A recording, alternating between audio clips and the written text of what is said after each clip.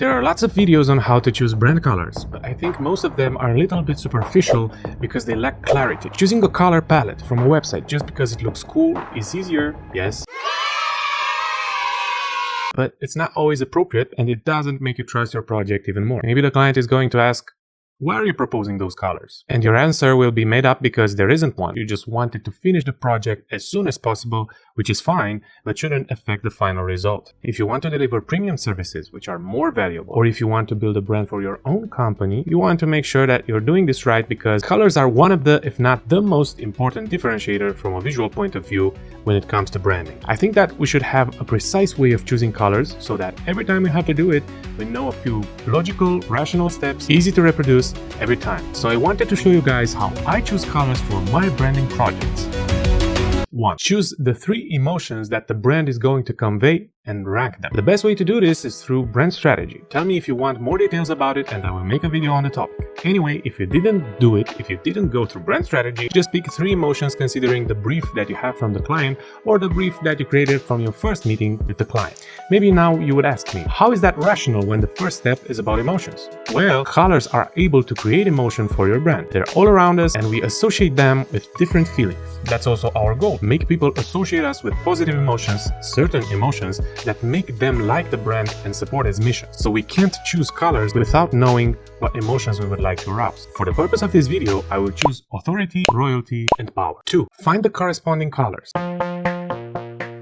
Each emotion is triggered by a color. You can find a lot of emotion color wheels on the internet just by searching this term, but since we're here, you can use these. Now, this step will help us create a brand that will convey what we want. It is logical, as I promised. We now have blue for authority, purple for royalty, and red for power.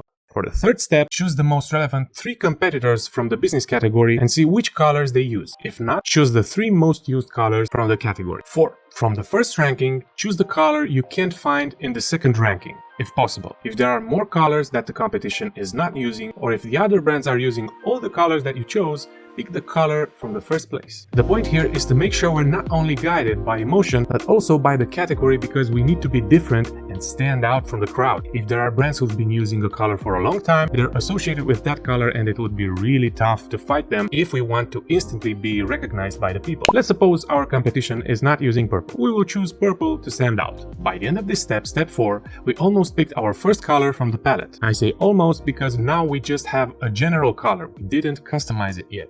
We'll do that at 5. Rank how intense should the feeling be on a scale from 1 to 100, where 1 is low intensity and 100 is high intensity. Rank how serious will the tone of voice be from 1 to 100, where 1 is very serious and 100 is not so serious. Now, go to a color picker like the one from Illustrator. Let's create a circle. We'll use Shift to create a perfect circle. And now we'll pick some purple color from the color picker. We'll leave it like that.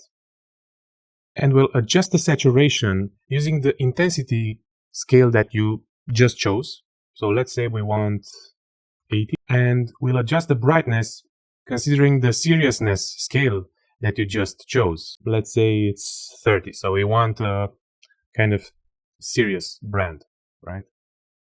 Not a funny one. That's your color. Now the hue is up to you. That's the least logical, the least rational part of this method, right? Just go with what feels right. For me, this one conveys that royalty that I wanted. There you have it, your first color. You may also say it didn't work for you. It is possible, of course, but maybe you want to finish the process of creating a full palette and only then really think about it. To create the second color, let's duplicate that circle and we'll just subtract 180 from the hue, or add 180, it's the same thing.